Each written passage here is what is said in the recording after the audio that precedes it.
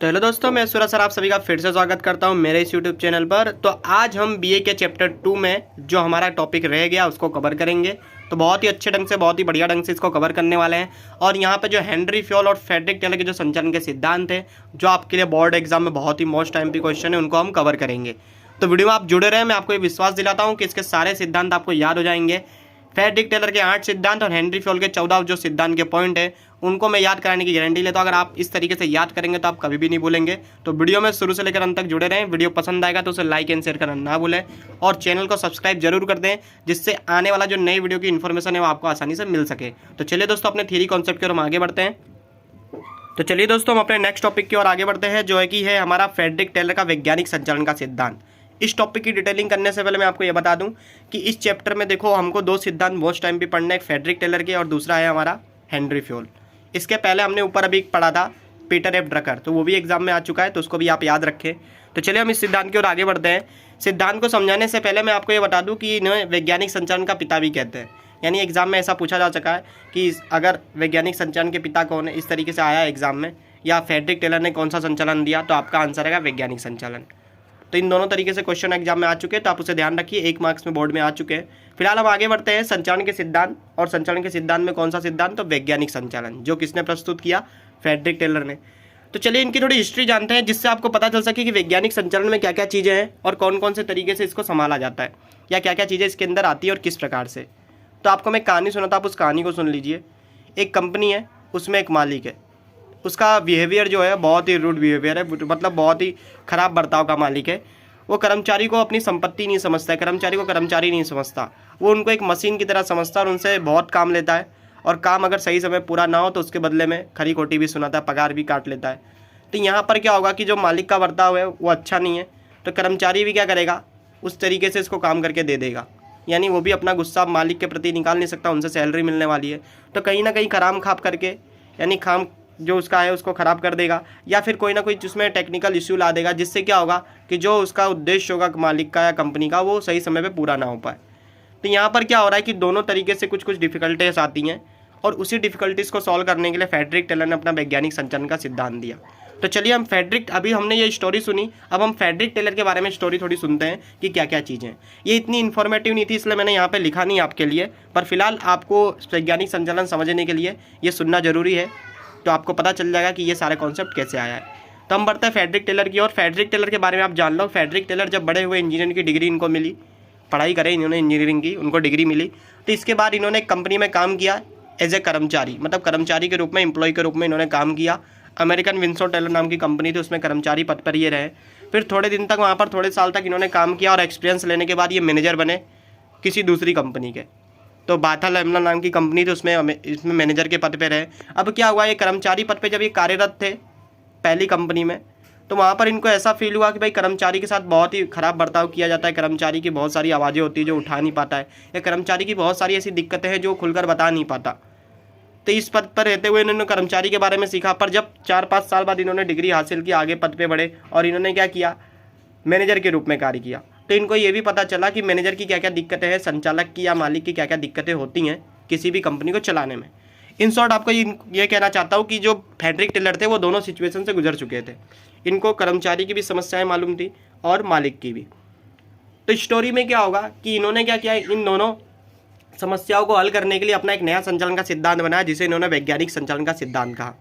इस सिद्धांत में क्या होगा, इस सिद्धांत में इन्होंने बताया कि अगर कोई भी कंपनी हमें चलानी है अच्छे ढंग से या बढ़िया ढंग से, तो हमें किसी व्यक्ति की जो ज़रूरत है ना, उसको समझना पड़ेगा। यानी कि इन्होंने यहाँ बताया कि आप जोर ज़बरदस्ती से कोई कंपनी नहीं चला सकते।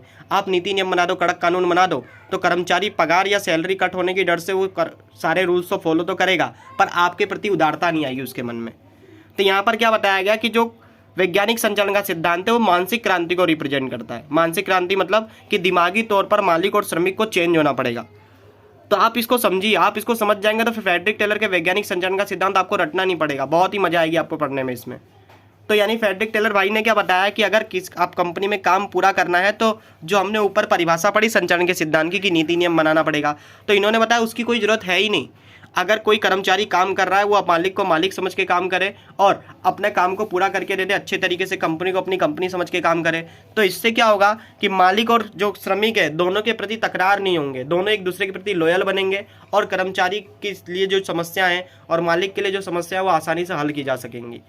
तो चलिए इस कॉन्सेप्ट की ओर हम आगे बढ़ते हैं। तो वैज्ञानिक संचालन में क्या बताया जाता है? तो वैज्ञानिक संचालन में यही बताया गया है कि वैज्ञानिक संचालन क्या है। तो वैज्ञानिक संचालन एक मानसिक क्रांति है, इसको आप याद रखिएगा, आपके टॉपिक में भी आगे आएगा कि वैज्ञानिक संचालन क्या है, एक मानसिक क्रांति है। तो क्वेश्चन होगा मानसिक क्रांति किसके बीच की है? तो आपका आंसर होगा दो लोगों के बीच की, पहला श्रमिक और दूसरा मालिक। तो मालिक और श्रमिक के बीच की क्या है? मानसिक क्रांति है।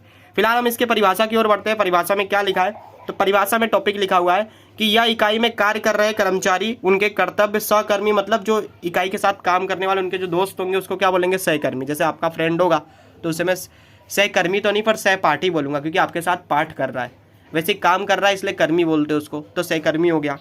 उनका मालिक के प्रति क्या संपूर्ण मानसिक क्रांति होगी, ये इसमें बताया है आपको। यानी इसका मतलब क्या हुआ? इन्होंने बताया कि अगर कोई कर्मचारी हो कंपनी में काम कर रहा है या उसके सहकर्मी है तो उनके जो भी कर्तव्य है वो मालिक के प्रति क्या बनते हैं? एक मानसिक क्रांति के लिए बनते हैं। यानी कि उनको दिमागी तौर पर ये सारी चीज़ों को ध्यान में रख के चलना पड़ता है कि हमारी कंपनी है, हमारी भलाई होगी अगर कंपनी में अच्छा काम करेंगे, और इससे जुड़ी हुई अनेक बातें।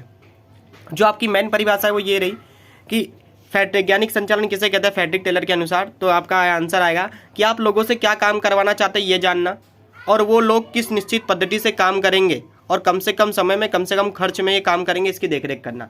बहुत ही डिटेलिंग कॉन्सेप्ट है, देखो आप इसको ध्यान से सुनो तो आपको समझ में सब आएगा और आप लिख सकते हो, आपको कोई रटने की जरूरत नहीं है। फ्रेडरिक टेलर भाई ने क्या बोला? देखो भाई, आपको पहले डिसाइड करना है कि आपको क्या काम कराना है अपने लोगों से। जैसे कि आप मालिक हो तो आपको पता होना चाहिए कि आप अपने लोगों से क्या काम कराना चाहते हो, तो आपको पता होना चाहिए आप लोगों से क्या काम लेना चाहते हो। आपको पहली चीज़ पता चल गई कि मुझे ये काम लेना है लोगों से।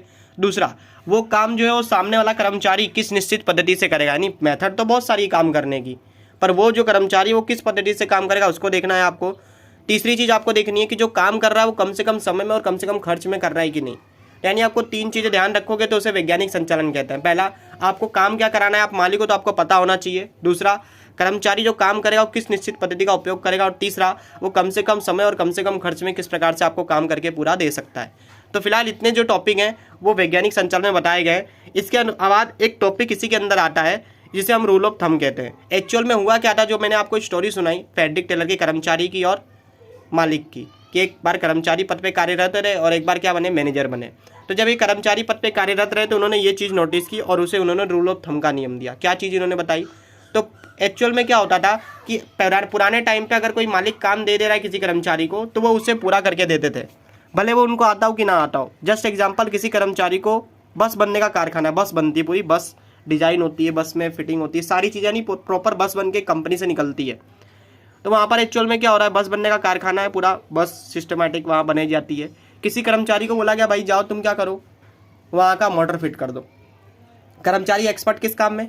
बस को पेंट करने में या बस को कलर करने में, उसे मोटर फिट का काम दे दिया गया। अब पुराने टाइम पे क्या होता था कि मालिक ने आदेश दे दिया, मतलब मालिक का आदेश मतलब सराखों पर, जो उसने बोल दिया वो करना है। अब वो क्या करेगा, जाएगा मोटर फिट करने लगेगा। अब देखो दोस्तों, वो एक्सपर्ट किस काम में? पेंटिंग में। उसको काम कौन सा दे रहे हैं हम? मोटर फिट का। तो आप सोचो बस में मोटर फिट कर पाएगा वो? पर फिर भी उस काम को वो कर रहा है। इसका मीन्स क्या हुआ कि मालिक जो आदेश देते ना उसका ये लोग काम करते थे पुराने टाइम पर, उसको आवाज़ उठाते नहीं थे कि मालिक देखो ये काम नहीं आता मुझे और मैंने गलत कर दिया तो फिर आपका ही लॉस होगा। तो पहले ऐसा नहीं था।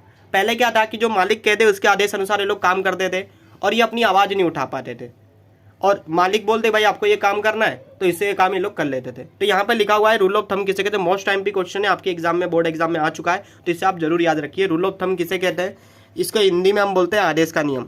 तो यहाँ पर क्या होता था कि रूढ़िगत मतलब पुरानी पद्धति के अनुसार, पुराने टाइम पे था ना ये सब। अभी का श्रमिक तो बोल देता देखो सेठ ये मेरे को काम आता नहीं है तो खराब हो जाएगा, पर पुराने टाइम पे ऐसा नहीं कर पाते थे, वो लोग बोल नहीं पाते थे। तो यहाँ पे लिखा हुआ है कि पुरानी पद्धति या रूढ़िगत पद्धति के अनुसार जो श्रमिक थे वो मालिक के कहे अनुसार क्या करते थे, काम करने के आदी थे। यानी मालिक बोलते बस वो काम करके देना है, भले वो उनका आता हो कि ना आता हो वो उनका मैटर नहीं, ठीक है, भले गलत हो कि सही हो। उनकी कोई स्वतंत्र आवाज़ नहीं थी, मतलब वो आवाज़ नहीं उठा पाते थे उसके खिलाफ कि देखो मालिक ये काम मुझे नहीं आता मैं नहीं कर पाऊंगा, ऐसा वो नहीं बोल पाते थे। उनको जो आदेश देता वो काम कर देते थे। तो इसी चीज़ को हम बोलते हैं आदेश का नियम। सॉरी दोस्तों, यहाँ पे 2 बार प्रिंटिंग मिस्टेक हो गई है, आप इसे एक ही बार ध्यान में लें कि उनकी कोई स्वतंत्र आवाज़ नहीं थी, और इसी नियम को हम क्या बोलते थे, रूल ऑफ थंब बोलते थे।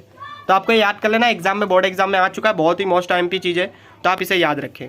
अब चलिए हम देखते हैं कि जो फ्रेडरिक टेलर है उन्होंने वैज्ञानिक संचालन का सिद्धांत दिया, तो कौन कौन से सिद्धांत दिए। तो देखिए जैसे मैं याद करा रहा हूँ वैसे आप याद करें। सबसे पहले इन्होंने क्या बताया कि अगर आपको वैज्ञानिक तरीके से संचालन करना है किसी भी कंपनी का, तो आपको नीति नियम बनाने की जरूरत नहीं। यानी जो पहले वीडियो में हमने अभी स्टार्टिंग में जो परिभाषा पढ़ी कि नीति नियम सिद्धांतों की रचना होती है मानव व्यवहार को अनुकूल बनाने के लिए, तो आपको नीति नियम बनाने की जरूरत ही नहीं है। क्यों? अगर आप मानसिक क्रांति ले आओ, दोनों के बीच में, मालिक और श्रमिक के बीच में, वो एक दूसरे की प्रॉब्लम को समझने लगे, झगड़े ना करें, आपस में समझ के कोई समस्या का हल निकालें, तो यहाँ पर आपको कोई नीति नियम बनाने की जरूरत ही नहीं पड़ेगी। वो खुद ही टाइम पे आ जाएगा, वो खुद ही अपना काम करके जाएगा कर्मचारी, तो मालिक को कुछ करने की जरूरत ही नहीं पड़ेगी। तो यहाँ पे यही बताया गया संचालन के सिद्धांत में कि सबसे पहले आपको क्या करना पड़ेगा, मानसिक क्रांति लानी पड़ेगी। देखिए दोस्तों, मैं आपको फिर से बता दूं कि वीडियो के जो पॉइंट्स होते हैं मैं उसको अपने तरीके से अरेंज करता हूं, तो अगर आपको पसंद आए तो आप इस तरीके से याद कर सकते हो, या तो फिर बुक में आपको ये सारे पॉइंट दिए हुए हैं, आप उसको रट्टा मार लो या याद कर लो। मैं यहाँ पर आपको समझाने का पूरा ट्राई करूँगा जिससे आपको ये 100% समझ में आ सके। ठीक है दोस्तों, तो यहाँ पर पहले हमने बात की मानसिक क्रांति लिखनी है आपको। क्यों? क्योंकि वैज्ञानिक संचालन के सिद्धांत में फ्रेडरिक टेलर ने यही बताया कि ये मानसिक क्रांति है, यानी मन से हमको क्या करना पड़ेगा, चेंज होना पड़ेगा, और मानसिक क्रांति लाकर हमको क्या करना पड़ेगा, वैज्ञानिक पद्धति से काम करना पड़ेगा कंपनी में। ठीक है, अब वैज्ञानिक पद्धति जब आप कंपनी का संचालन करोगे तो संचालन में पहला स्टेप क्या था, आप खुद बताओ। आयोजन करते थे, यस। तो आपको क्या करना, अगर वैज्ञानिक पद्धति से कंपनी चलानी है तो आपको उसका आयोजन करना पड़ेगा और उसको अमल में भी लाना पड़ेगा। तो पहले 3 पॉइंट याद कर लो दोस्तों। फ्रेडरिक टेलर ने क्या बताया, किसी भी कंपनी का संचालन करना है तो आपको मानसिक क्रांति लानी पड़ेगी, मालिक और श्रमिक के बीच में उनको दिमागी तौर पर चेंज होना पड़ेगा, और उनको वैज्ञानिक पद्धति से कंपनी चलानी पड़ेगी। कोई नीति नियम बनाने की जरूरत नहीं है, पर वैज्ञानिक पद्धति से चलना पड़ेगा। और यही वैज्ञानिक पद्धति है कि अपने अंदर वो दिमागी तौर पर चेंज हो, एक दूसरे की समस्याओं को समझे। तो 2 पॉइंट हो गए हमारे, वैज्ञानिक पद्धति से चलना पड़ेगा। तीसरा पॉइंट है कि वैज्ञानिक पद्धति से चलेंगे तो सबसे पहले इनको क्या करना पड़ेगा, प्लानिंग करनी पड़ेगी, आयोजन करना पड़ेगा और उसको अमल में लाना पड़ेगा। अब आयोजन कर लिया, उसको अमल में ले आए, तो काम करने के लिए कर्मचारी चाहिए, तो उसके लिए क्या करेंगे, वैज्ञानिक तरीके से कर्मचारियों का चुनाव करेंगे और उनको प्रशिक्षण देंगे। दोस्तों यहाँ पे प्रशिक्षण को हम ट्रेनिंग के नाम से जानते हैं। ठीक है, हमने उनको क्या किया, वैज्ञानिक तरीके से उनका प्रशिक्षण किया, चुनाव किया, उनका ट्रेनिंग दे दी हमने। अब वो काम पे आएंगे तो उनको पहले ही बता देंगे उनको कि देख भाई, इधर काम कैसे होता है, इधर काम इस तरीके से होता है कि तेरा समय नहीं देखा जाएगा। समय मतलब कि 8 घंटे काम करना ये नहीं देखा जाएगा, आपको क्या करना है कि आप उस 8 घंटे में किस तरीके से काम कर रहे हो, कितना काम कर रहे हो वो देखा जाएगा। यानी उसको पैसे की लालच दे देनी है, वित्तीय प्रोत्साहन देना। इन शॉर्ट मतलब ये हुआ कि प्रशिक्षण या ट्रेनिंग देने के बाद जब काम करने आएगा कंपनी के अंदर, तो आपको बोलने का, देख भाई यहाँ पर काम के अनुसार पैसा मिलता है, ज़्यादा काम ज़्यादा पैसा। तो कर्मचारी क्या होगा, आलस नहीं करेगा, वो क्या करेगा, ज़्यादा से ज़्यादा आपको काम करके देगा। अब आपने उसको लालच दे दी ज़्यादा पैसे की, तो ज़्यादा से ज़्यादा काम करने का मतलब ये नहीं हुआ कि फिर ऐसा काम करके दे जो किसी लायक ना हो। यानी मतलब कि ऐसा प्रोडक्ट बना के ना देवे एट एंड में कि जिससे जो भी प्रोडक्ट बना वो सब खराब निकले। काम तो करना है, उसको ज़्यादा काम करना है, उसको मतलब आराम नहीं करना है, पर ऐसा काम करके देना है जो परफेक्ट भी हो। तो हम क्या करते हैं, उस काम को चेक करने के लिए कार्यों का विश्लेषण करेंगे और प्रमाणीकरण भी करेंगे। प्रमाणीकरण मतलब मापेंगे कि उसका जो काम है वो सही है कि नहीं, और लास्ट में अगर उसके काम में कोई गलती है तो हम उस गलती को ढूंढेंगे, जिसे हम बोलते हैं मितव्यता, और उस विचलन या गलती को ढूंढ करके उसको सही कर देंगे। तो दोस्तों ये सारे पॉइंट एक दूसरे से कनेक्टेड मैंने किए हैं जिससे आपको आसानी से याद हो सके, तो आप इसी वे में याद करने की कोशिश करें। तो मैं फिर से एक बार रिपीट करा देता हूँ, तो आप जल्दी जल्दी देख लीजिए कि वैज्ञानिक संचालन के सिद्धांत में फ्रेडरिक टेलर भाई ने क्या बताया। तो फ्रेडरिक टेलर ने ये बोला, अगर हमको वैज्ञानिक संचालन करना है तो सबसे पहले हमें जो है मानसिक क्रांति लानी पड़ेगी श्रमिक और मालिक के बीच में, और मानसिक क्रांति अगर आ गई दोनों के बीच में तो हम वैज्ञानिक पद्धति से संचालन कर सकते हैं। तीसरा पॉइंट बना था कि वैज्ञानिक पद्धति से संचालन करना है तो उसके लिए आयोजन करना पड़ेगा और उसका अमलीकरण करना पड़ेगा। आयोजन अमलीकरण से ही सिर्फ काम नहीं चलेगा, हमको उसके साथ साथ वैज्ञानिक तरीके से चुनाव भी करना पड़ेगा और प्रशिक्षण भी करना पड़ेगा।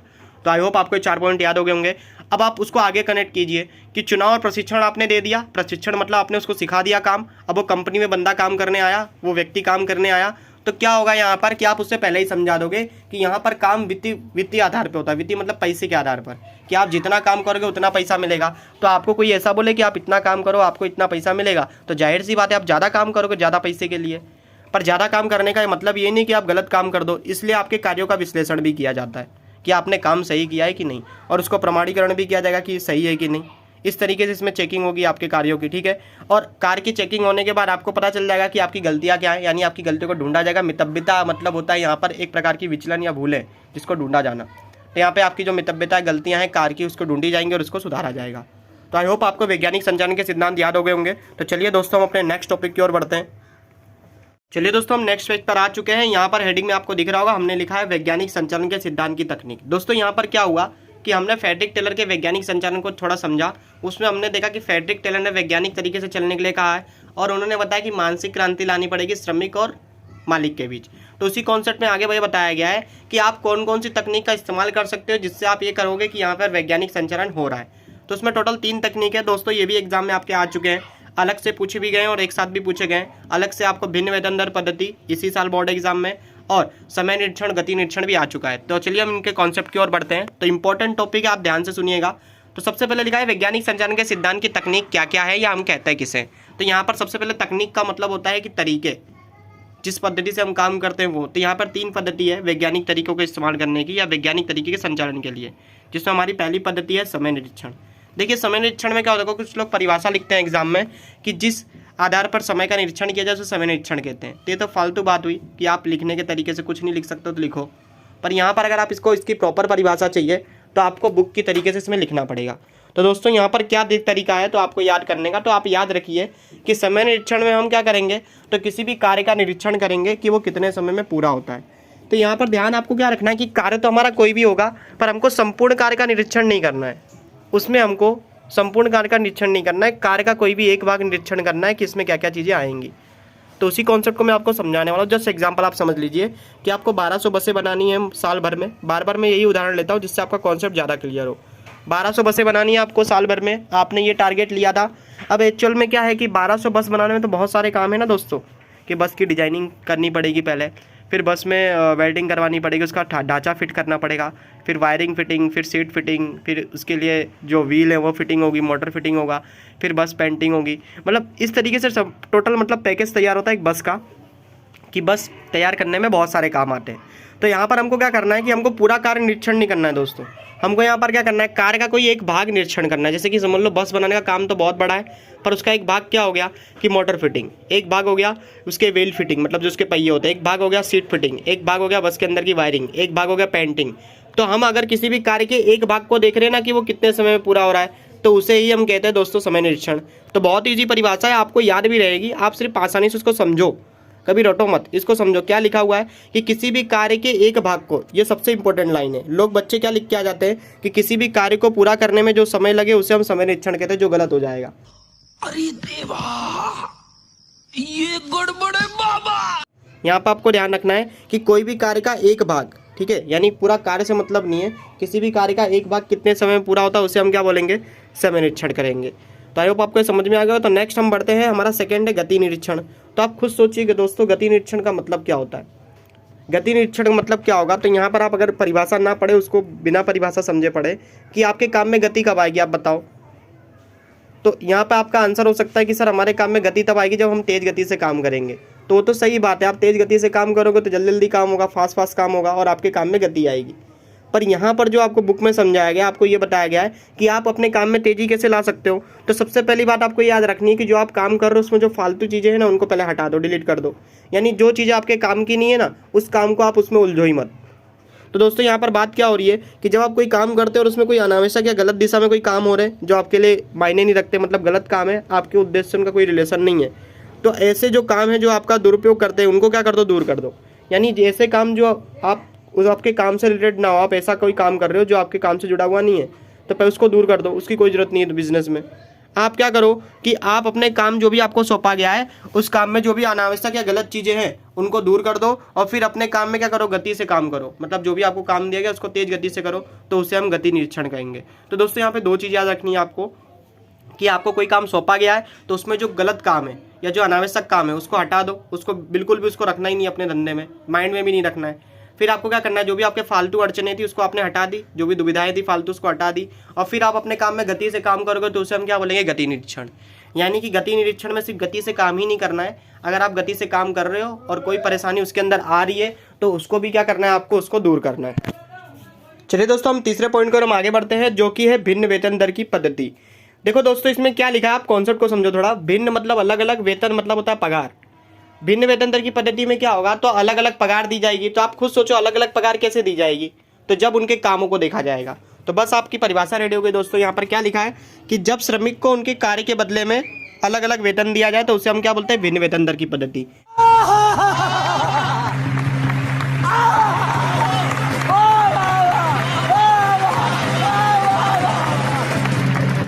यानी कि इस पद्धति में क्या होता है कि जो कर्मचारी काम कर रहा है ना उसको काम के अनुसार वेतन दिया जाता है, यानी कार्य के अनुसार वेतन देंगे। अब कोई कर्मचारी कम काम करेगा तो कम वेतन मिलेगा, कोई कर्मचारी ज़्यादा काम करेगा तो ज़्यादा वेतन मिलेगा। तो यहाँ पर अगर कोई श्रमिक काम कर रहा है तो अगर उसे उसके काम अनुसार वेतन दिया जाए तो उसे क्या बोलते हैं, भिन्न वेतन दर की पद्धति। देखो दोस्तों, जब भिन्न वेतन दर की पद्धति लागू होती है धंधे में तो वहाँ पर श्रमिकों के कार्य की देखरेख की जाती है, और यहाँ पर जो होता है ना समय के अनुसार नहीं बल्कि काम के अनुसार वेतन दिया जाएगा। इतना ही नहीं, ये जो वेतन दर की पद्धति किसके लिए फायदे रूप में है, तो जो कार्य कुशल श्रमिक है ना, जिनकी कार्य क्षमता ज़्यादा है, उनके लिए बहुत ही फायदे रूप होती है वेतन दर की पद्धति, और इससे क्या होता है, उत्पादन आपका बढ़ जाता है। आई होप आपको समझ में आएगा दोस्तों। चलिए हम नेक्स्ट टॉपिक यानी हेनरी फ्यूल की ओर आगे बढ़ते हैं। तो यहाँ पर हमको नेक्स्ट टॉपिक हमारा हेनरी फ्यूल समझना है, तो उसके कॉन्सेप्ट को समझने के लिए थोड़ी स्लाइड में ऊपर कर दूँ जिससे आपको समझ में आ सके। तो यहाँ पर आपके स्क्रीन पे दिख रहा होगा दोस्तों हेनरी फ्यूल के संचालन के सिद्धांत, तो उन्हीं को हम समझने वाले हैं। तो देखिए हेनरी फ्यूल के संचालन के सिद्धांत किस तरीके से काम करते हैं, पहले उसकी बात हम कर लेते हैं। जैसे फ्रेडरिक टेलर की बात हमने की थी, फ्रेडरिक टेलर के जो संचालन के सिद्धांत थे वो किस तौर पे काम करते थे, तो आपका आंसर होगा वैज्ञानिक संचालन के सिद्धांत पर। ठीक है दोस्तों, यहाँ पर जो दूसरा सिद्धांत है हमारा हेनरी फ्यूल का, वो किस सिद्धांत पे काम करता है, तो वो समान सिद्धांत। यहाँ पे दोस्तों मैंने गलत लिख दिया है, थोड़ा समान नहीं आता है, सामान्य आता है। जो चीज़ें सामान्य होती है ना उसे हम सामान्य कहते हैं, तो वो सामान्य सिद्धांत यहाँ पर आना चाहिए। ये मैंने थोड़ा प्रिंटिंग मिस्टेक यहाँ पर है, तो आप याद रखना कि हेनरी फ्यूल के संचालन के सिद्धांत किस आधार पर काम करते हैं, तो सामान्य संचालन के सिद्धांत के आधार पर। अब हेनरी फ्यूल भाई ने क्या बताया, तो देखो वहाँ पर हमने फ्रेडरिक टेलर भाई के बारे में पढ़ा, तो उन्होंने ये बताया कि ये जो सिद्धांत है आपको कुछ फॉलो नहीं करने, आपको वैज्ञानिक तरीके से चलना है। ऐसा किसने बताया, फ्रेडरिक टेलर ने। अब यहाँ पर क्या हो रहा है, हेनरी फ्यूल भाई बोलते हैं देखो अपना इसमें संचालन करने में कोई साइंस की जरूरत नहीं है, मतलब कोई वैज्ञानिक तरीके से आपको संचालन करने की जरूरत नहीं है, कोई साइंटिफिक चीज़ नहीं चाहिए संचालन करने के लिए। हेनरी फ्यूल ने क्या बताया, तो फ्रेडरिक टेलर का जो संचालन का सिद्धांत है हेनरी फ्यूल ने उसको गलत बताया कि आपको फ्रेडरिक टेलर के हिसाब से संचालन नहीं करना है, आपको जो संचालन मैं सिखाऊं उस हिसाब से करो। तो इन्होंने क्या सिद्धांत बताया, इन्होंने बताया कि देखो हमको सामान्य तरीके से चलना है। सामान्य तरीका मतलब कि आपको कोई साइंस की जरूरत नहीं है धंधा चलाने के लिए। सामान्य तरीके से जैसे लोग बिजनेस करते हैं, धंधा चलाते हैं, वैसे चलाओ। क्या जरूरत है आपको, वैज्ञानिक तरीके से करो, ये चेंज करो, मानसिक क्रांति लाओ, ये करो वो करो। इन्होंने बोला वो सब फालतू है, उनकी बात मत सुनो, आप मेरे आधार पे चलो। इन्होंने क्या बताया कि हेनरी फ्यूल के जो संचालन के सिद्धांत थे उन्होंने ये बताया कि सामान्य चीज़ पे चलो, सामान्य मार्गदर्शन इन्होंने दिए। और उस तरीके से इन्होंने क्या क्या पॉइंट रखे, तो दोस्तों देखो यहाँ पर आज हम इस 14 के 14 पॉइंट को याद करने वाले हैं। तो सॉरी दोस्तों, स्क्रीन थोड़ी बड़ी हो गई है, मैं इसको छोटा कर देता हूँ।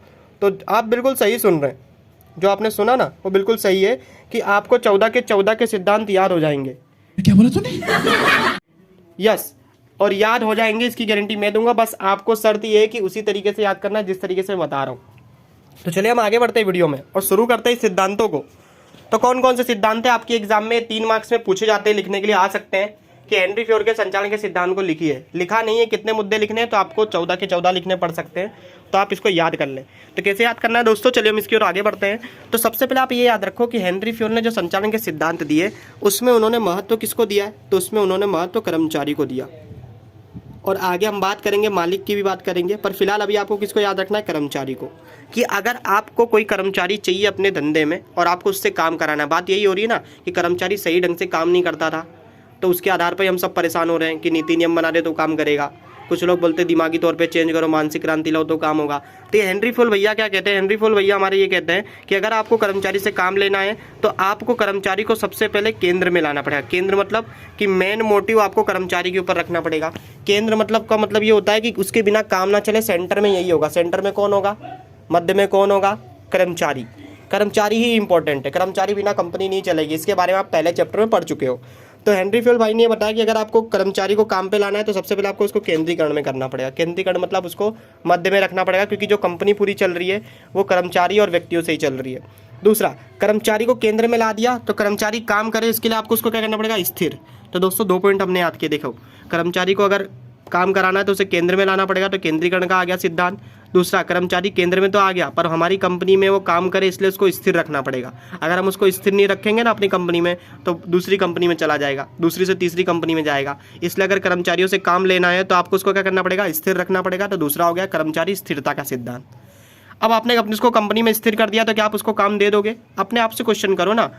आपने कर्मचारी को कंपनी में ले आया, अब आप उसको स्थिर रखना चाहते हो, तो क्या उसको आप काम दे दोगे भी तुरंत के तुरंत? तो आपका जवाब होगा नहीं। Very good. क्यों? क्योंकि आपको यहाँ ये याद रखना है कि कोई भी कर्मचारी यदि आपकी कंपनी में आ रहा है तो यहाँ पर उसको तुरंत ही काम नहीं दिया जाएगा, उसको थोड़ी दिन ट्रेनिंग पीरियड पे रखा जाता है, 7-8 दिन, कि उसके वर्ताव उसके बिहेवियर को चेक किया जाता है कि ये मिलजुल कर काम कर सकता है कंपनी के साथ कि नहीं।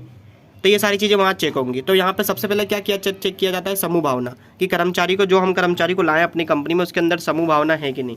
दोस्तों यहाँ समूह भावना का मतलब होता है, समूह मतलब पूरा ग्रुप, कि ग्रुप के साथ रहकर काम कर सकता है कि नहीं, कोई झगड़े वगड़े तो नहीं करता, इसका ग्रुप के साथ बर्ताव कैसा है, ये सभी को यहाँ पर ध्यान में लिया जाता है।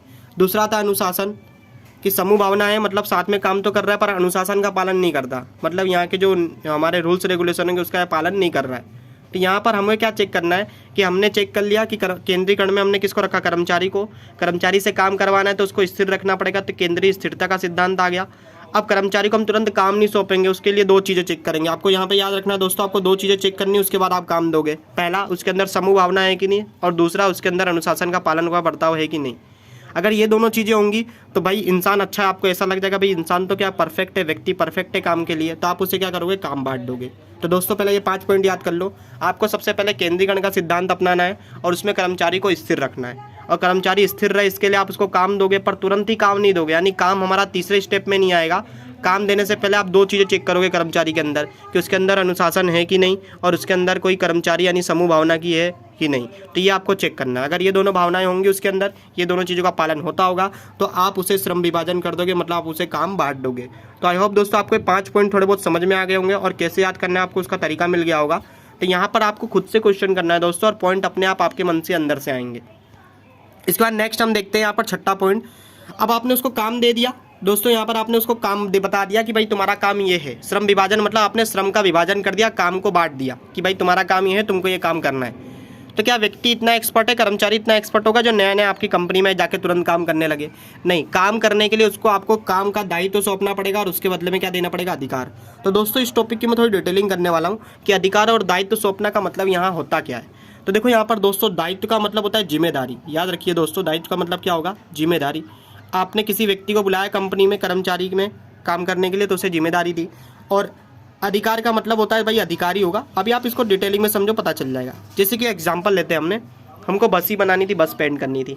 हमने कर्मचारी को बुलाया और हमने उसको श्रम विभाजन कर दिया। श्रम विभाजन मतलब बता दिया कि तेरा काम क्या है भाई, तेरा काम बस पेंट करने का काम है, ये हमने उसको काम बता दिया। अब यहाँ पर क्या होगा कि काम बताने के बाद वो तुरंत काम नहीं करने लगेगा, उसको हमको दायित्व और अधिकार भी देना पड़ेगा। भाई बस पेंट करनी है, पर बस कौन सी पेंट करनी है उसको बताना पड़ेगा कि इतनी सारी बसें पेंट हैं करने के लिए, तो कौन सी बस अभी पेंट करनी है और कौन से कलर से करनी है, तो उसको हम दायित्व सौंपेंगे। काम तो बता दिया, उसका काम क्या है, पेंटिंग का काम है, यानी तेरे को पेंट करने का काम करना है बस को। पर तू जो पेंट करेगा बस, वो बस कौन सी होगी, उसको कौन से कलर से पेंट करना है, इसके लिए मैं क्या करूँगा, उसको जिम्मेदारी दूंगा। ठीक है, कि तेरी जिम्मेदारी क्या है, इस कलर से इस बस को पेंट करना है। अब वो क्या करेगा, पेंट करने के लिए तैयार है, पर मैंने उसको अधिकार नहीं दिया दोस्तों। अधिकार का मतलब होता है कि अपने कार्य को पूरा करने के लिए उसकी जो जरूरी चीज़ें उसको पूरा करना, या उस कार्य को इस्तेमाल करने की उसको छोड़ देना। जैसे कि उसको बस पेंट करना है दोस्तों, तो कलर का काम होगा, बस को उसको छूना पड़ेगा, पेंट ब्रश का काम होगा, या फिर आजकल तो स्प्रे वाला आता है बस पेंट करने के लिए, तो स्प्रे छूने की ज़्यादा देनी पड़ेगी, कलर देना पड़ेगा। अब मान लो मैंने उसको बोला कि भाई तेरे को बस पेंट करके देना इस कलर की, पर तू कलर का यूज नहीं कर सकता, तेरे को बस नहीं छूनी है, तो कोई स्प्रे ब्रश का इस्तेमाल नहीं कर सकता, तो पेंट ब्रश का इस्तेमाल नहीं कर सकता। तो बताइए दोस्तों काम कैसे पूरा होगा, पूरा हो पाएगा? नहीं हो पाएगा ना। तो यानी कि मैंने जिम्मेदारी तो दी उसको, अधिकार मतलब उसको दायित्व तो दे दिया, पर उसके अधिकार मैंने नहीं दिया कि भाई उसको अधिकार बस छूने का अधिकार नहीं दिया, मैंने उसको पेंट ब्रश छूने का अधिकार नहीं दिया। तो आपको शायद थोड़ा बहुत समझ में आ रहा होगा कि जो दायित्व सौंपा जा रहा है उसके साथ अधिकार सौंपना भी जरूरी है, नहीं तो कोई भी व्यक्ति अपना काम सही ढंग से नहीं कर पाएगा।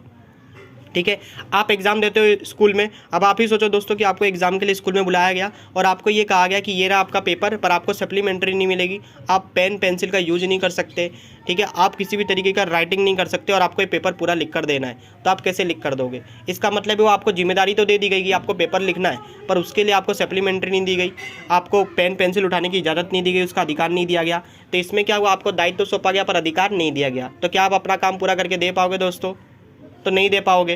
तो यहाँ पर यही चीज़ आपको याद रखनी है कि जब श्रम विभाजन होगा तो उसके साथ साथ यहाँ पर अधिकार और दायित्व भी क्या होते हैं, सौंपे जाते हैं। अब अधिकार और दायित्व जो सौंपे जाएंगे ना, वो एक रेखी श्रृंखला में सौंपे जाएंगे। इसका मतलब ये हुआ कि आपने वो स्तर के बारे में पढ़ा है, तीनों स्तर के बारे में, तो एक रेखी श्रृंखला मतलब उच्च स्तर से निम्न स्तर तक अधिकार और दायित्व सौंपे जाएंगे। ठीक है, अब अधिकार और दायित्व उच्च स्तर से निम्न स्तर तक सौंप दिए। अब क्या हुआ, वो व्यक्ति जिसको हमने बता दिया कि तेरे को ये बस पेंट करनी है, अब वो क्या करा, पेंटिंग विभाग में चला गया। अब वहाँ जाके क्या है, खड़ा है, वहाँ जाके वो क्या होगा, स्टैंड अप हो गया, वहाँ जाके ये बोलता है कि भाई हमको बस पेंट करनी है, पर किस तरीके से करनी है मालूम नहीं। तो यहाँ पर क्या होगा कि उसको आदेश देना पड़ेगा किसी ना किसी व्यक्ति द्वारा कि भाई तेरी बस ये है, तू जाके इसको पेंट कर। तो आदेश के लिए एक काम आ गया आदेश की एकरूपता, और मार्गदर्शन देने के लिए एक आ गया मार्गदर्शन की एकरूपता। तो ये दोनों पॉइंट कैसे जनरेट हुए, तो अपनी स्टोरी में हम आगे बढ़ते हैं कि हमने वो व्यक्ति को काम सौंप दिया, उसको अधिकार और दायित्व भी दे दिया कि तेरा काम है बस पेंट करने का, तेरे को इसको पेंट करना है अच्छी तरीके से। अब क्या होगा, वो तैयार है पेंट करने के लिए, तो पेंटिंग डिपार्टमेंट में गया। भाई कंपनी तो बहुत बड़ी होती है ना, तो पेंटिंग डिपार्टमेंट में चला गया। अब उसको जाके वहाँ बस पेंट करनी है, पर उसको पता नहीं, उसको कहीं से आदेश नहीं मिल रहा है कि कौन सी बस पेंट करे। अब जैसे ही थोड़ी जाके लग जाए पूरा काम से कि बस पेंट करने के काम पे लग जाए, कोई भी बस को पेंट कर देवे, जो पेंट है उसको ही पेंट कर देवे, ऐसा थोड़ी चलेगा दोस्तों। यहाँ पर जब वो कंपनी में जाएगा स्टार्टिंग में पेंटिंग डिपार्टमेंट में, तो वहाँ पर जाके पूछेगा ना कि भाई मेरे को क्या करना है, क्या आदेश है मेरे लिए।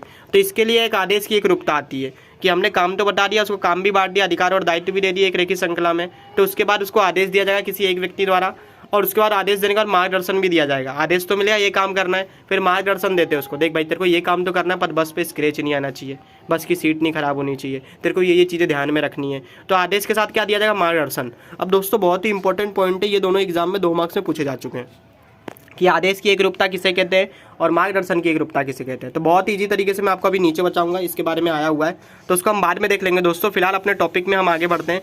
अब यहाँ पर क्या हो रहा है दोस्तों कि आपने आदेश और मार्गदर्शन दे दिया उस व्यक्ति को, तो व्यक्ति क्या करेगा, अच्छा काम करेगा, क्योंकि आपने इतने सारे उसके लिए काम किया, अधिकार दायित्व दे दिए, उसको आदेश भी दिया आपने, मार्गदर्शन भी दे रहे हो अच्छी तरीके से, तो उसका काम अच्छा होगा, तो आप उसे क्या दोगे, योग्य वेतन दोगे, यानी जो उसके लिए प्रेफरेबल है वो वेतन उसे दे दोगे। तो क्या उसी कर्मचारी को वेतन दोगे। दूसरा क्वेश्चन आया, क्या वो कर्मचारी आपके लिए इतना लगा सका है कि आप उसी को वेतन दोगे। अगर कोई और कर्मचारी उसी ढंग से काम करेगा तो आप उसे वेतन नहीं दोगे उस तरीके का। तो आपका जवाब होगा नहीं, आप सबको एक समान समझ के चलोगे, यहाँ पर एक समान वेतन दोगे। इसलिए योग्य वेतन के सिद्धांत के बाद क्या आता है, समानता का सिद्धांत, कि आपको हर एक कर्मचारी को क्या समझना है, एक समान समझना है, किसी में भेदभाव नहीं रखना है। और सूत्रपात का सिद्धांत आता है सबको समूह भावना में लेकर चलने का। इसके बाद इस तरीके से आप चलोगे, इन 12 पॉइंट को अपनाओगे, तो आपको 13वां पॉइंट आएगा अपने आप की व्यवस्था का सिद्धांत। अगर आप ये 12 पॉइंट को आजमा लेते हो, 12 पॉइंट को याद रखते हो, तो आपकी जो कंपनी है उसमें व्यवस्था अच्छी बन जाएगी। और जब व्यवस्था अच्छी बनेगी तो धीरे धीरे कंपनी क्या होगी, आगे बढ़ेगी।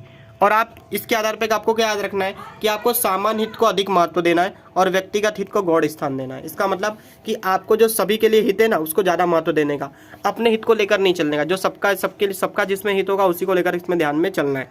तो दोस्तों यहाँ पर क्या हो रहा है, एक्चुअल में हमने 5 तक याद किए थे, उसके बाद के जो सिद्धांत थे हमारे वो एक दूसरे से कनेक्टेड करा दूँ जिससे आपको आसानी से याद रह सके। तो हम यहाँ पर छठे के बाद देखते हैं दोस्तों कि यहाँ पर आपने क्या क्या, श्रम विभाजन कर दिया, काम बांट दिया। काम बांटने के बाद भी वो कर्मचारी काम नहीं कर सकता, क्यों, क्योंकि आपने उसको दायित्व और अधिकार सौंपा ही नहीं है। तो छठे नंबर पे आप उसको दायित्व और अधिकार सौंपते हो। अब अधिकार और दायित्व कैसे सौंपेंगे, ऐसे ही उल्टा सीधा सौंप देंगे, नहीं। अधिकार और दायित्व कैसे सौंपा जाएगा, एक रेखी श्रृंखला में। देखिए दोस्तों, मैं जैसे क्वेश्चन कर रहा हूँ आपको वैसे ही क्वेश्चन करना है, अपने आप से आपके पॉइंट्स आपको याद आएंगे। जैसे कि मैंने अभी बताया, अधिकार और दायित्व सौंपने के बाद आप उसको सौंप दिए, या अधिकार और दायित्व आपने सौंप दिया, तो कैसे सौंपोगे, उल्टा सीधा अधिकार दायित्व सौंपोगे। तो आपका जवाब अगर नहीं, एक रेखी श्रृंखला में, यानी एक लाइन में सौंपोगे। अधिकार और दायित्व एक श्रृंखला में सौंपने के बाद वो काम पे करने पे व्यक्ति चला जाएगा, यानी पेंटिंग डिपार्टमेंट में व्यक्ति चला गया, तो वो कब तक बस को पेंट नहीं करेगा, जब तक उसको किसी के द्वारा आदेश नहीं मिले। और आदेश देने से ही काम पे लग नहीं जाएगा, उसको मार्गदर्शन भी देना पड़ेगा। इसलिए नेक्स्ट पॉइंट क्या बनता है, मार्गदर्शन की एकरूपता। अब वो क्या हुआ, उसको मार्गदर्शन दे दिया, तो आप खुद बोलो, मार्गदर्शन मिल गया, आदेश भी मिल गया, तो काम करने का वेट करेगा नहीं, काम करने लगेगा। और काम करेगा तो उसे क्या देंगे, योग्य वेतन देंगे। ठीक है दोस्तों, अब वे योग्य वेतन क्या उसी को मिलेगा और किसी कर्मचारी को नहीं मिलेगा, सबको मिलेगा भाई। अगर सब अच्छे ढंग से काम करेंगे तो सबको मिलेगा। तो यहाँ पर समानता का सिद्धांत आता है, जिसमें हम एक समान समझ के चलते हैं सभी कर्मचारियों को। और उसके साथ धंधे में क्या आती है, सूत्रपात का सिद्धांत लागू होता है और व्यवस्था का सिद्धांत। ये दोनों सिद्धांत कब लागू होंगे, जब आप कंपनी में समानता लेकर चलोगे, सबको एक समान रख के चलोगे ना, तो कंपनी में सूत्रपात का सिद्धांत भी लागू होगा और व्यवस्था कंपनी में अच्छी बनेगी, इसलिए व्यवस्था तंत्र का सिद्धांत भी लागू होने लगता है। अब ये सारी चीज़ें जो हो रही है ना आपके बिजनेस में, उससे क्या होगा कि उससे आपका धंधा जो है प्रॉफिट में जाएगा, यानी आपका जो संचालन है वो अच्छे ढंग से होने लगेगा। तो आपको इसमें 2 बातें और याद रखनी है। अगर आपने वो 2 बात याद नहीं रखी तो आपने जितना भी ऊपर मैनेजमेंट किया 13 पॉइंट, वो सब खराब हो जाएगा। क्या बात याद रखनी है कि आपको सामान्य हित को अधिक और व्यक्तिगत हित को गौड़ स्थान देना है, यानी अपना हित लेकर नहीं चलना है आपको। जितना सामान्य हित, मतलब सामान्य प्रजा का जो हित है उसको लेकर चलना है, सामान्य कर्मचारियों का। और आपको याद भी हो तो हेनरी फ्यूल ने बताया भी यही है कि हमको सामान्य हित से या सामान्य तरीके से चलना है धंधे में। तो इस तरीके से आपके 14 सिद्धांत थे दोस्तों। अगर आपको एक बार में 2 बार में नहीं याद होगा दोस्तों, ये तो जाहिर सी बात है, आप इसको थोड़ा रिवाइंड करके देखो, 1-2 बार आप आई होप इसी तरीके से देखोगे तो आपको सारे के सारे सिद्धांत याद हो जाएंगे। तो आप एक दो बार अगर इस सिद्धांत को याद करोगे थोड़ा कठिन लगेगा आपको इस तरीके से याद करने में, पर मैं ये बताता हूँ आपको, अगर आपने एक बार याद कर लिया तो दोबारा आप इसे जल्दी भूलोगे नहीं। और अगर आपने रट्टा मारना है तो आप उस तरीके से भी रट सकते हो, पर आपको फिर बाद में ये वापस से रटना पड़ेगा। पर अगर आप इस कॉन्सेप्ट वाइज से चलोगे तो आप अब जब आगे रिवीजन करोगे तो आपको जल्दी ये पॉइंट सारे याद हो जाएंगे। तो दोस्तों चलो इसमें हम आगे की ओर बढ़ते हैं, डिटेलिंग की ओर। तो यहाँ पर लिखा है दोस्तों, आदेश की एकरूपता का सिद्धांत क्या होता है। तो यहाँ पे लिखा हुआ है कि आदेश की एकरूपता का मतलब होता है, देखो एकरूपता का मतलब क्या होता है, एक रूप में या एक तरीके का। तो यहाँ पर ध्यान क्या देना है कि आदेश की एकरूपता मतलब आदेश एक तरीके का होगा। तो यहाँ पर दोस्तों आप बिल्कुल सही समझ रहे हो और आपकी परिभाषा यहाँ रेडी हो चुकी है कि यहाँ पर क्या होगा कि कर्मचारी जो काम करने गया है कंपनी में, उसको किसी एक व्यक्ति द्वारा, एक व्यक्ति मतलब ज़्यादा व्यक्ति नहीं हो, एक ही व्यक्ति द्वारा आदेश दिया जाए तो उसे हम क्या बोलेंगे, आदेश की एकरूपता। देखो दोस्तों कितनी इजी परिभाषा है। आदेश की एकरूपता किसे कहते हैं, 2 मार्क्स में एग्जाम में, दोस्तों 2 मार्क्स में एग्जाम में आ चुकी है, बहुत ही इंपॉर्टेंट परिभाषा है ये कि आदेश की एकरूपता का सिद्धांत किसे कहते हैं या आदेश की एकरूपता किसे कहते हैं। तो इकाई में जो कर्मचारी काम करने गया है उसको एक ही व्यक्ति द्वारा आदेश दिया जाए, मतलब उसको एक ही व्यक्ति बताए कि तेरे को क्या काम करना है, तो उसे हम आदेश की एकरूपता बोलते हैं। तो दोस्तों ये आया क्यों ऐसा, जैसे मान लो आप कंपनी में काम करने को, आपको एक व्यक्ति आके बोलता है चल भाई ये बस पेंट कर दे, दूसरा आके बोलता है बस कहाँ पेंट करना है भाई, कार पेंट करनी, कार जाके पेंट कर दे, तीसरा आके बोलता है भाई कहाँ चले गए तुमको तो बाइक पेंट करनी थी। तो यहाँ पर क्या हुआ, तीनों व्यक्तियों ने अलग अलग उसको आदेश दिया, तो बेचारा कंफ्यूज हो जाएगा कि पहला काम कौन सा है और कौन सा पहले करना है, कहीं मुझे गाली तो नहीं पड़ेगी अगर मैंने गलत काम कर दिया। तो इसलिए संचालन में क्या याद रखा जाता है कि जब आप आदेश दे रहे जा रहे हो तो आदेश देने वाला कोई एक ही व्यक्ति हो, बार बार उसको, इस कर्मचारी को आके बार बार लोग ये ना कहें कि ये काम करो, जिससे वो कन्फ्यूज ना हो जाए। ठीक है, तो आदेश की एकरूपता में क्या होता है दोस्तों यहाँ पर कि एक ही व्यक्ति द्वारा आदेश दिया जाता है। इसके बाद हम सीखेंगे मार्गदर्शन की एकरूपता। तो दोस्तों यही परिभाषा है, बस आपको यहाँ पर आदेश की जगह क्या लिख देना, मार्गदर्शन। तो आप क्या लिखोगे कि इकाई में कार्यरत रहे कर्मचारी को किसी एक व्यक्ति द्वारा ही मार्गदर्शन दिया जाए तो उसे क्या बोलेंगे, मार्गदर्शन की एकरूपता। तो आई होप दोस्तों आपको ये पॉइंट समझ में आ गए होंगे। तो चलिए अपने नेक्स्ट स्लाइड की ओर हम आगे बढ़ते हैं। तो हेलो दोस्तों, तो यहाँ पर हम नेक्स्ट स्लाइड पे आ चुके हैं, तो चलिए उसके बारे में शुरू करते हैं। पिछले वीडियो में हमने मार्गदर्शन और आदेश दोनों को देख लिया है, पर फिर भी मार्गदर्शन को एक बार हम फिर से देख लेते हैं। तो मार्गदर्शन की एकरूपता किसे कहते हैं उसके बारे में जानने के लिए आपको यहाँ पे मैंने लिखा हुआ है, तो आपको दिख रहा होगा दोस्तों, यहाँ पे मैंने लिखा हुआ है कि इकाई में कार्य कर रहे कर्मचारियों को किसी एक व्यक्ति द्वारा ही मार्गदर्शन दिया जाए तो उसे मार्गदर्शन की एकरूपता कहते हैं। मीन्स कि जो व्यक्ति कर्मचारी काम करने आया है, जो कंपनी में नया है, उसको किसी एक व्यक्ति द्वारा ही काम दिया जाना चाहिए, जिससे वो क्या हो, कन्फ्यूज ना हो। तो वैसे ही हमने इधर पे पढ़ा कि मार्गदर्शन पढ़ना है तो मार्गदर्शन में किसी एक व्यक्ति द्वारा ही मार्गदर्शन दिया जाए, तो क्या होगा, वो उसका जो मार्गदर्शन होगा वो सही तरीके से होगा और वो अपने काम को आसानी से पूरा कर सकेगा। तो यहाँ पर ये हमारे पॉइंट पूरे होते हैं। लास्ट और अंतिम पॉइंट इस चैप्टर का जो हमारा है उसको हम कवर करेंगे। तो हमारा नेक्स्ट टॉपिक है औद्योगिक साहस की प्रवृत्ति को कितने भागों में बांटा गया है, या फिर हेनरी फ्योल ने औद्योगिक साहस की प्रवृत्ति को किन किन भागों में बांटने को कहा है। तो दोनों तरीके से क्वेश्चन दोस्तों एग्जाम में पूछे गए हैं, तो 2 या 3 मार्क्स में आ सकता है। 2 मार्क्स में आपको इसके पॉइंट्स लिखने रहेंगे और 3 मार्क्स में आएगा तो आपको इसकी डिटेलिंग करनी रहेगी। तो चलिए इसकी डिटेलिंग की हम शुरुआत करते हैं। तो दोस्तों यहाँ पर औद्योगिक साहस की प्रवृत्ति को कितने भागों में बांटा और कौन कौन से उसे हमें पढ़ना है। तो यहाँ पर दोस्तों दिया हुआ है औद्योगिक साहस की प्रवृत्ति को कुल 6 भागों में बांटा गया है। बहुत ही इंपॉर्टेंट है आपके एग्जाम के लिए, तो ध्यान से देखिएगा। और इसे किसने दिया है, हेनरी फ्योल ने। तो चलिए हम इसको याद करते हैं, पहले इसके पॉइंट याद करते हैं, फिर देखते हैं कि इसके अंदर कौन कौन सी चीज़ें हमारी आती हैं। तो सबसे पहले इसमें संचालकीय प्रवृत्ति में आएगा और उसके बाद वित्तीय प्रवृत्ति, टेक्निकल, वाणिज्य, हिसाबी और संरक्षण। तो दोस्तों आपको शायद इस तरीके से याद हो और या हो सकता है कि नहीं भी याद हो, तो मैं आपको इसके लिए टेक्निक बता देता हूँ कि आप कैसे याद करें, और उसी तरीके से अगर आप याद करोगे तो आपको याद रह जाएंगी। तो सबसे पहले हम बात करते हैं संचालकीय प्रवृत्ति की। तो दोस्तों यहाँ पर दिया है संचालकीय प्रवृत्ति, तो देखते हैं हम ये सारे पॉइंट कैसे आ रहे हैं। तो हेनरी फ्योल ने बताया अगर आप कोई भी औद्योगिक साहस कर रहे हो, यानी कोई भी आप औद्योगिक प्रवृत्ति करने जा रहे हो, तो उसके लिए आपको ये 6 चीज़ें करनी जरूरी है। सबसे पहले अगर आपको कोई भी उद्योग स्टार्ट करना हो तो आपको संचालन करना पड़ेगा उद्योगों में, तो संचालकीय प्रवृत्ति आ जाती है। तो पहली प्रवृत्ति आई होप आपको याद हो गई कि उद्योगों को शुरू करने के लिए कौन सी प्रवृत्ति होगी, औद्योगिक साहस के लिए पहली प्रवृत्ति होगी संचालकीय प्रवृत्ति। इसका मीन्स आपको संचालन करना पड़ेगा, ये सी प्रवृत्ति। दूसरा यहाँ पे लिखा है वित्तीय प्रवृत्ति। इसका मतलब क्या होता है कि संचालन करने के लिए आपको क्या चाहिए, पैसा चाहिए, तो दूसरा प्रवृत्ति बनेगा वित्तीय प्रवृत्ति। पैसा आ गया तो उसके बाद आप क्या करोगे, तो पैसे आने के बाद आप जो भी जरूरी आपके सामान है या टेक्नोलॉजी है आपके धंधे चलाने के लिए, उसको आप खरीदोगे, तो आ जाता है टेक्निकल प्रवृत्ति। तो दोस्तों पहले इन तीनों को याद कर लीजिए कि हमें कोई भी धंधा चलाना है तो हमें संचालन करना पड़ेगा, तो संचालकीय प्रवृत्ति। संचालन करने के बाद हमें पैसे की व्यवस्था करनी पड़ेगी क्योंकि हमको संचालन अच्छे ढंग से करना है, तो वित्तीय प्रवृत्ति आ जाएगी। पैसा आने के बाद हम क्या खरीदेंगे, टेक्नोलॉजी, तो टेक्निकल प्रवृत्ति आ जाएगी। तो ये 3 आई होप आपको याद हो गया होगा। नेक्स्ट हम आगे बढ़ते हैं। टेक्नोलॉजी आने के बाद क्या होगा, धंधे में उत्पादन शुरू होगा और उत्पादन के बाद हम क्या करेंगे, उस वस्तुओं का विनिमय करेंगे। यानी हमने वस्तु बना दी तो उसको हम बेचेंगे, और अगर हमको ज़रूरत पड़ी और उत्पादन करना है तो कच्चा माल भी खरीदेंगे। तो उसके बाद टेक्निकल यानी टेक्नोलॉजी आने के बाद धंधे में उत्पादन शुरू होता है और वाणिज्यिक प्रवृत्ति क्या होती है, शुरू हो जाती है। वाणिज्यिक मतलब क्रय विक्रय की प्रवृत्तियाँ शुरू हो जाती हैं। इसके बाद जब क्रय विक्रय धंधे में होने लगेगा तो उसका आपको हिसाब रखना पड़ेगा, इसलिए हिसाबी प्रवृत्ति आती है।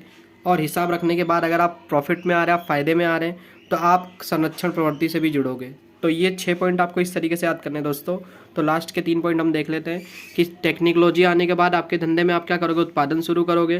तो यहाँ पर उत्पादन में वाणिज्यिक प्रवृत्ति आ जाएगा, और वाणिज्यिक प्रवृत्ति जब होगा तो उसका हिसाब लगाना पड़ेगा, तो हिसाबी प्रवृत्ति। हिसाब जब ज़्यादा आने लगता है तो आपको सुरक्षा की आवश्यकता पड़ने लगती है धंधे में, इसलिए संरक्षण प्रवृत्ति आ जाएगी। तो आई होप आपको दोस्तों पॉइंट याद हो गए होंगे। तो चलिए इसके अंदर की डिटेलिंग की टॉपिक की हम बात करते हैं। तो सबसे पहले आपको संचालन में क्या याद रखना है कि संचालन में कौन कौन सी प्रवृत्ति होंगी। तो संचालन में यहाँ लिखा है आयोजन करोगे, व्यवस्थापन करोगे, मार्गदर्शन, संकलन, नियंत्रण, जो भी संचालन में हमने पढ़ा वो सारी चीज़ें यहाँ पर है। वित्तीय प्रवृत्ति में कैसे, तो वित्त की प्राप्ति कैसे होगी वो आपको देखना है। तो पूंजी कोष की प्राप्ति कैसे होगी, यानी पूंजी कैसे प्राप्त होगा, वित्त की सुरक्षा कैसे होगी और उसका पुनः विनियोग कैसे होगा, एक्स्ट्रा ये, ठीक है। इसके बाद टेक्निकल प्रवृत्ति में दोस्तों क्या याद रखना है, तो यंत्र और कारखाने का उत्पादन होता है, ये सारी चीज़ें इससे जुड़ी हुई प्रवृत्ति यहाँ पर होंगी, तो आपको ये याद रखना है। इसके बाद वाणिज्यिक प्रवृत्ति में क्रय विक्रय होगा, विनिमय होगा वस्तुओं का, ये आपको याद रखना है। और वैसे ही हिसाबी प्रवृत्ति में क्या होगा दोस्तों, तो हिसाबी पत्रक क्या है, आंकड़ा की जानकारी कहाँ से मिलेगी, ये सारी प्रवृत्तियाँ इसमें समावेश होती हैं। लास्ट अंतिम संरक्षण प्रवृत्ति हमारी लिखी हुई है, ये इसमें क्या किया जाता है, तो सुरक्षा दी जाती है दोस्तों, आपको ये याद रखना है। तो किससे जुड़ी हुई सुरक्षा, तो कर्मचारी जुड़ी हुई सुरक्षा, नियंत्रण आपको रखना है, माल सामग्री जुड़ी हुई सुरक्षा, ये सारी सुरक्षा आपको प्रोवाइड करनी पड़ती है, उपलब्ध करानी पड़ती है। तो इस तरीके से दोस्तों हमारा सेकंड चैप्टर कंप्लीट हो जाता है। उम्मीद करता हूँ आपको ये वीडियो पसंद आया होगा। अगर वीडियो पसंद आया तो उसे लाइक एंड शेयर कर दे, जिससे अन्य लोगों के पास भी वीडियो पहुँच सके।